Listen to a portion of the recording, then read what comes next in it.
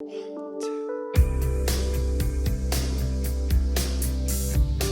you guys, welcome back to my channel. My name is Rebecca. If you haven't been here before, welcome. So today's video is going to be a reading wrap up for January and February. I'm thinking that I'm going to be doing my reading wrap ups in groups of 2, like every other month, because I don't tend to read like more than 5-ish books a month usually. So I don't always have like that many books to talk about. For example, I think in January I only read like 2 or 3 books, but then in February I really ended up like catching up a significant amount. So for this video I have 9 books to talk about in total that I read in January and February. And I guess we can just go in order of what I read first. But before I get into the video, if you like this, make sure to hit the like button, subscribe, hit the bell notification, all those YouTube things. Join the club, we'd love to have you. I like to talk about books and reading and just like fun things, and if you like that, you can stick around. Anyway, let's get into what I read in January and February. So the first thing I read in January was Checkmate by Hazelwood. I got it from the library, so I don't physically have it with me, but that was my chosen book club book for my little like group of friends book club that we do, and I rated this 5 stars. I really liked it. This book is about a girl named Mallory who years ago was really into chess but has since then sworn it off because of some things that have happened. And she ends up meeting Nolan, who is like the current world chess champion, and ends up kind of being pulled back into the chess world. She needs a job, she needs to make money to support her family, so she ends up signing on to do like a fellowship with a chess organization, and we just kind of run from there. It is like a little cutie rivals to lovers romance situation, and it was just really fun to read. I just love like YA. I just like the romance was very cute, very sweet to me. Like there are some like silly awkward parts, but both of the characters are like 18, 19, like they're not super old, so that kind of like awkwardness in the romance is just really endearing to me. But yeah, I gave it 5 stars. I really liked it. I know that some people kind of were talking some smack on this book, they didn't like it, and I'm all for everyone has their own opinion, so I would never say like, oh my god, you have to like this book, because I like this book. But I will say that I heard some people saying that like it shouldn't have been young adult because there was like sex within the story. I find that take really bizarre because I've read other young adult books that have more sex than what this one has in it. So I just think that like people were being like, someone said that and then a crowd of people like took it and ran with it, and I just don't think it's true. Like it was very much an appropriate young adult novel. There was nothing and no reason why a young adult wouldn't be able to read it, in my opinion. So yeah, 5 stars. That was actually my first Hazelwood book, and I really liked it, so now I'm excited to kind of like go back and get into some of her other stories. So the next book I read was The Broken Girls by Simone St. James. I read that on my Kindle. I also got that on like the little like Libby free library, but I read that in a collab with Mary from Books with Tofukato, and that was such a fun video. I rated The Broken Girls. I'm gonna say that it's a 4.5 stars now that I've like sat with it for a decent amount of time. I think I maybe had given it a 4 in that video, but it really is probably one of the best thrillers I have ever read. It is like a thriller horror mix. It is all about this woman, Fiona, who we learn pretty early on that her sister was murdered, and she's kind of trying to figure out what happened that night. She's never been able to let it go. And parallel, we are following the story of these young women who go to school for unwanted girls. Like, I don't know how else to describe it. It's like a boarding school for girls who've kind of been like rejected from other schools and other spaces. Their parents don't know what to do with them. So we're following 2 storylines. So we've got the 4 young girls who are at this school in the 50s, and then we have Fiona, who is a journalist who is writing a piece about the school reopening in 2014 and also kind of following this line of trying to figure out what really happened to her sister. It's a great thriller slash horror book. It's kind of a paranormal thriller, and it was just a really good time. So if you're not like super into horror, or you just want to dip your toe into it, but you don't want to be like too freaked out, I thought that this was like totally fine in my opinion, and I would consider myself to be a big baby. So yeah, 4.5 stars for The Broken Girls by Simone St. James, and I can't wait to read more Simone St. James. The next book I read was Cackle by Rachel Harrison, also on the Kindle. The Kindle saw a lot of action in like January and early February. I think technically I finished Cackle in February, but I started it in January, and I gave Cackle 4 stars. I really liked it. It gives you all of the vibes of the coziness and like quiet small town that you would desire in a story. Like, I would say that the ambiance and the environment is everything in this book. It's all about this girl named Annie who ends up basically breaking up with her boyfriend. Like, she can't afford to live in New York City as a single woman, so she ends up moving to this like upstate New York area where she's gotten a new job, lots of new things are happening, and that's where she meets Sophie, who is like a local woman who decides to take Annie under her wing and kind of like protect her and take care of her. And we just kind of go from there. There's a decent amount of like witchy action going on in this book, but at the end of the day, it's really a story about like friendship and like women empowerment, women doing whatever they want and ignoring society's like watchful eye and like criticism. So I did really like it. I gave it 4.25 stars, and this was another book that I read in my video collabing with Mary. So Mary provided me a lot of really great books. So thanks, Mary. So the next book I read was Escape and Control by Steve Hollyman. I actually did buy this on the Kindle because I couldn't find it at the library. But this is the final book that Mary gave me for our collab reading vlog video, and I ended up giving this one 3 stars. It is about, actually honestly really complicated to explain, but it's very much like a meta horror story. There's like 2 stories going on. There's the writer who has like written a manuscript, who I guess is Steve Hollyman himself. He's like inserted himself into the story, and he loses his manuscript, someone steals it, and we later on learn that someone has found his manuscript, but that when he looks at it, someone has basically like buddy written consecutive chapters along with the original chapters that he wrote.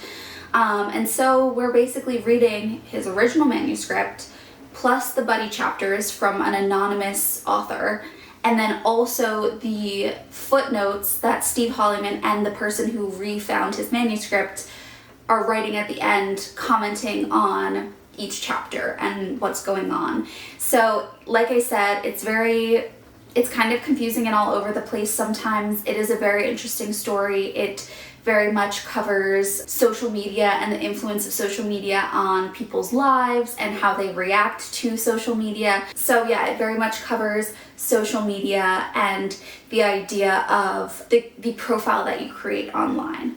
So yeah, gave this one 3 stars. And if you want to go check out that reading vlog, I will link it up above so you can go watch me read this in real time and comment on it while I read it. The next book I read is It Found Us by Lindsay Currie. This is a middle grade horror book. I discovered Lindsay Currie after watching one of Desi's videos from Darling Desi, and she's talked about Lindsay Currie a couple of times, but she absolutely intrigued me when I heard the storyline of these books. This was before I'd ever really dipped my toe into any sort of horror, and I decided that starting with middle grade horror would be the easiest thing for me because it would most likely not be too scary for me since it is written for children, and I absolutely fell in love with Lindsay Currie's writing and the storylines, and there's something about reading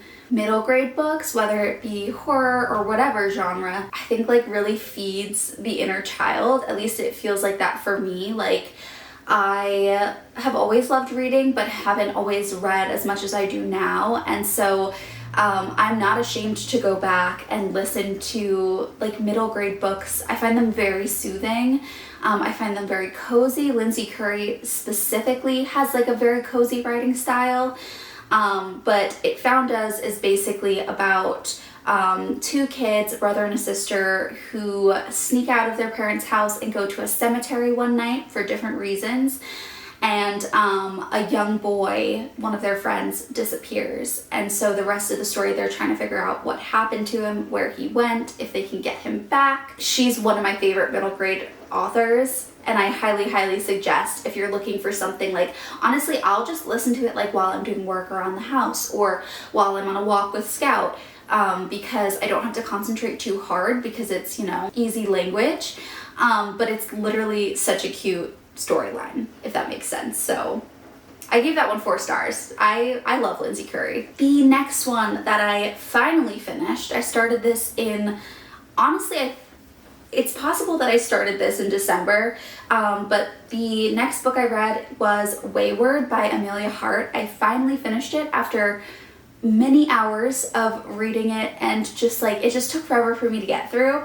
I ended up giving this book 3 stars. It is not a bad book by any means, and I do think that if I hadn't stretched it out over so many months, I probably would have enjoyed it more. So, you know, I'm gonna take the blame on this one for not being my absolute favorite, but it is like a historical fiction slash like magic witchy world, and I'm not a huge historical fiction person, so maybe in the future I will just recognize that these books are not necessarily for me.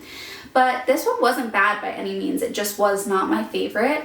It's about 3 women, Kate, who is basically present day, Alva, who is like 1600s, and Violet, who is like in like the 1940s. So we follow all 3 women, their storylines intersect, they're all, you know, connected somehow. And we basically follow Alva, who is on trial for being a witch. We follow Violet, who is kind of the black sheep in her family. And then we follow Kate, who is trying to escape an abusive relationship. So definitely a trigger warning for that. Trigger warning for like rape and abuse for this book.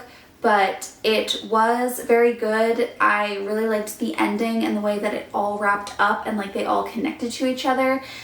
This is another one that really is focusing on like women's power and them taking back power. So if you're into that kind of storyline, which like you should be, it's a really good book to kind of like go through, especially if you're into historical fiction. So the next book I read, the next 3 books I read actually were A, on my TBR for February, and B, I own them, which makes me so happy and proud. But the next book I read was The Strange Case of Dr. Jekyll and Mr. Hyde by Robert L. Stevenson. And I've had this, like I've owned this forever. I gave this 4 stars. This is a very classic story. I feel like a lot of people kind of have an idea of what this is about. But if you don't, it's kind of like a thriller horror story about a man who, I don't even know how to describe it. Like, it's a well-known story, so I don't think that this is a spoiler. But let's just say, like, you know what? It's on the cover, so I'm just gonna tell you. The story is about Dr. Jekyll, who ends up like experimenting with some drugs, and he is exploring like the morality of man, and he turns himself into Mr. Hyde, and he kind of like flips back and forth between them. Mr. Hyde is like his like dark alter ego, his like evil moral side, and that makes Dr. Jekyll his like positive light side. But it's basically the story of like what happens when he does this, And it's actually told, I think, mostly from the point of view of one of his friends. It is a good book. It's a classic for a reason. I really enjoyed it. It's less than 100 pages long, so well worth the read. And it's not one of those classics that is really difficult to get through, mainly because the language is much simpler than, say, like a Wuthering Heights or a Shakespearean play. This is definitely more modern language and something that I think is like more simple to read. I know sometimes I struggle when I'm reading like really like dense classic literature, and I just feel like this is actually, if you want to get into classics, a pretty simple, or it's a good place to start if you want to get into classics, in my opinion. The next book I read was the Bromance Book Club by Lyssa K. Adams, and I gave this book, I'm gonna say it's a 3.5. Maybe it's a 3.25. I enjoyed this for what it was, which was like a light, like, romance. It's basically about it's about a man named Gavin who realizes that he and his wife are not doing well. She has basically asked him for a divorce and he does not want to be without her. So his friends end up picking him up out of a drunken stupor and introducing him to the Bromance Book Club, which is a group that they have organized to assist their relationships with their partners and wives, to strengthen them by reading Regency romance novels. So it's pretty hysterical because it's this group of athletes and like Nashville's like most elite men who get together and read romance novels to understand their wives and partners. And there's definitely some parts that are like laugh out loud funny that I highlighted. There's some parts that are like romantic and lovey-dovey that I highlighted, and then there's some parts where they're like yelling about like feminism. But I would describe this book as like the very much, I don't even know how to describe it. Like, I thought that it was good, but I would very much be aware that this is not realistic. Like, if you're looking for a realistic romance, this ain't it. If you're looking for because like the things that are said in here are very much like they scream feminism at you, but I feel like the feminist take was like not fully understood in this novel. Like, there are moments where in order to get what he wants, he kind of has to like be a little bit manipulative, or like, and I just like enjoyed it for what it was and kind of like passed over that stuff because of the fact that I was like, oh, this is just like a silly romance. I'm not gonna like take this deeply to heart. But if you do take things deeply to heart, this one might not be for you, because some of the things that Gavin did, or like the choices he made, or the things that the men would say overall, I felt like was like a weird flex for this book that's like trying to like tote itself as like this like feminist romance. I feel like it's more like if you just learned what feminism is and then you read this and then you like decided to talk about it a lot and like read this book, but you didn't necessarily understand the intricacies of the topic. Oh, here comes Scout. Hi. Hi. How are you? You good? You done napping? I'm almost done. I just gotta film one more. This is my baby Scout. Right? My baby. Okay, one more while Scouty's here. The last book I read in these 2 months is The Final Girls by Riley Sager. Yeah, you like this one? Basically, this book is about Quincy, who 10 years ago was the final survivor in a massacre of her friends, and we learned that there are only 3 of these final girls in this book, and they're basically women who have survived massacres and have come out as like the last woman standing. And so we are thrown into this book with Quincy, who doesn't actually remember much of what happened the night of all these murders. She lost her memory and she doesn't think she's ever going to get it back. And then one of the other final girls is found dead, and we are kind of trying to figure out what happened to her, what the storyline is here, and also parallel briefly what happened to Quincy the night of the Pine Cottage murders, which was like where she was, or what it was called, what they call the massacre that she went through. So we're trying to see both stories, and they're both connected. And I gave this book 2 stars. That might seem kind of harsh, but I think I was mad after this book ended because I spent the whole book trying to figure out what happened to the one final girl who died, and also trying to figure out what happened to Quincy the night of the massacre, the night that she became the final girl. And I just didn't like the ending. I didn't like the twist. I didn't think that it was relevant. I'm very much what I would consider to be a sleuth when it comes to reading books like this, like thrillers and mysteries.